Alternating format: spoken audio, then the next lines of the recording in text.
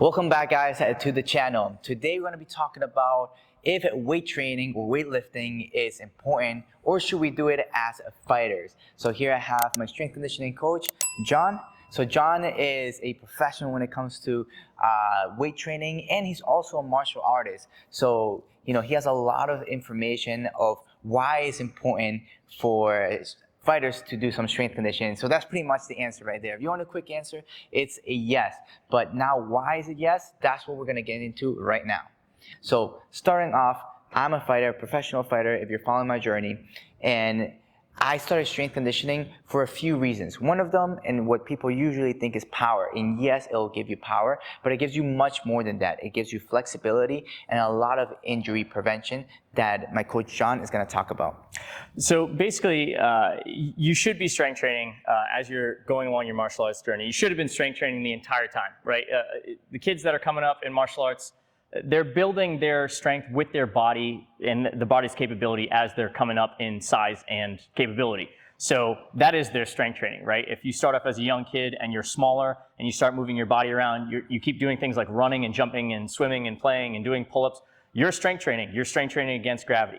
As you get older, and if you started this as an adult and not as a kid, you definitely need to strength train to learn how to control your body. So a lot of the things that I was talking about with Mike is as you get super fast and really powerful, you need to learn how to control and decelerate your body. Otherwise, you can tear your body into shreds over time just by punching, kicking as hard as you possibly can, but not learning how to slow yourself down or control what you're doing. You can explosively move really, really fast if you just strike over time. And you were talking about it, you've seen yourself injure yourself from kicking really, really hard, but not including that strength and conditioning that can slow you down and allow you to control the force of your body. That's the reason why we want to continue to include strength training over time. Now, if you're going to strength train to a high level of capability, you want to get super big, super strong, super muscular, you're not going to be super good at striking at the exact same time as you're doing that. You can't peak in two different things at once.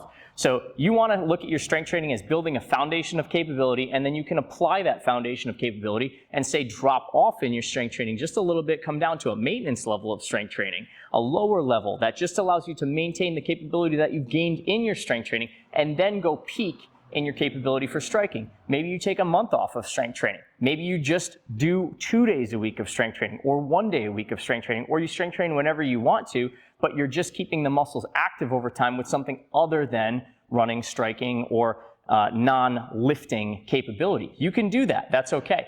But at some point in time, you should probably revisit strength training to learn how to use your joints through full range of motion, so you learn how to slow yourself down and control your movements and keep your joint function over time. I guess that's the biggest talking point that we've been talking about a lot, is you want to make sure that your joints don't break down over time from all the stress that you're putting on it, yeah?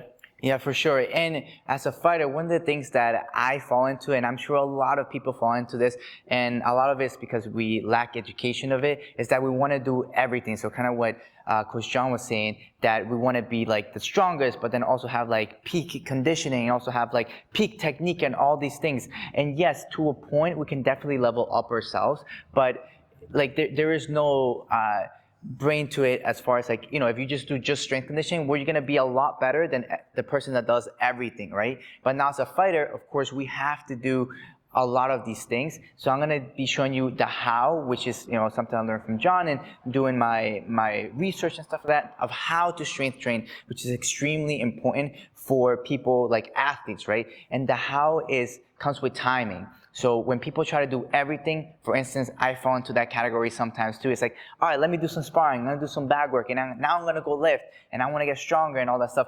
That is very counterproductive, and you can get easily injured, all right? Because you're putting too much stress on your body. So if you want the best results, the best thing is to separate things. So for instance, if you're just gonna do cardio, just do cardio. If you're just gonna do technique, just do your technique. If you're gonna do strength training, just do strength training. There's no reason to get a big sweat or anything, because that's not what the overall result is going to help you improve. The overall result is when you break things down. So then if you're going to do strength training, do your strength training. You're going for max, strength.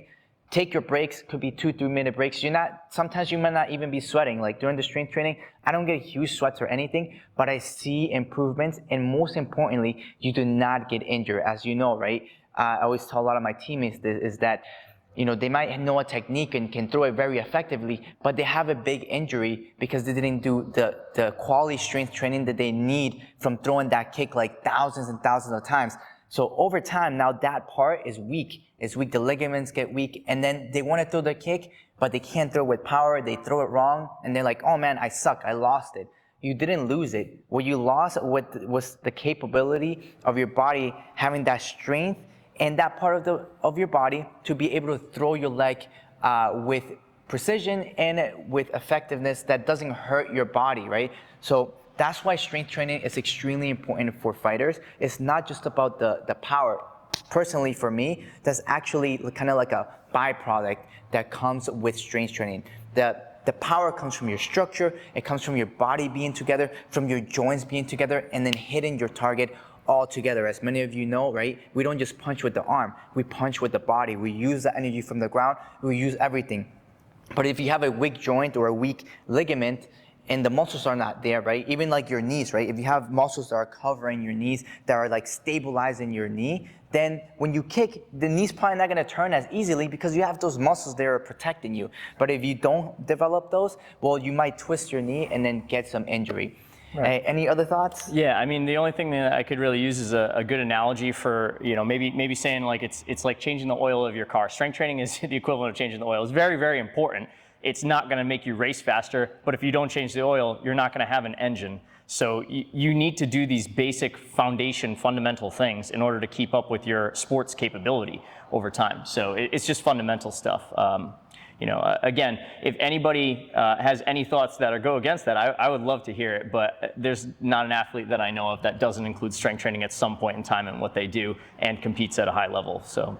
Yeah, more and more people are starting to do it. A lot of people in Thailand, right? Muay Thai is, very famous, obviously from Thailand, and people there at the beginning were not really strength trained. They were just trained day in, day out, and there's many different environmental aspects that are very different than people here in the States or people in different parts that they don't have to fight for a living. That's what I'm trying to get to, right?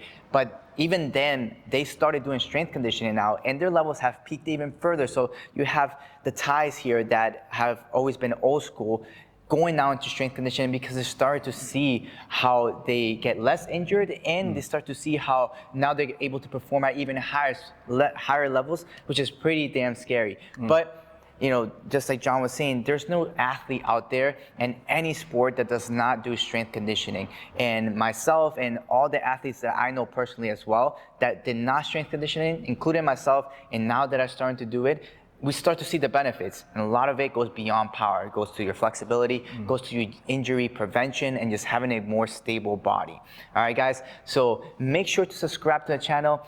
I'm trying to answer that question as best as I can. So let me know if you do have any comments or any questions. You can comment down below. Make sure to check out Ronan's Strength. He has a YouTube channel as well. So he's putting some videos here and there, which is going to help you with your strength conditioning. And without further ado, see you guys in the next video. Guys, if you want a strength conditioning program specific for strikers, check out our strength conditioning program that we have built that's going to help you become a better striker through weight training. So we put together this program specifically for you guys that are trying to include your strength training with your martial arts training. You're not trying to do one or the other. You're not trying to become a professional powerlifter or weightlifter. You're here to get your striking done and enhance your striking capability with your strength and conditioning training.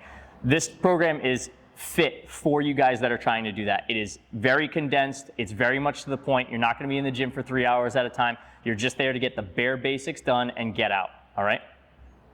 Check it out, guys, and make sure to click the link below. You get to see all the information on the strength conditioning program, and see you guys there.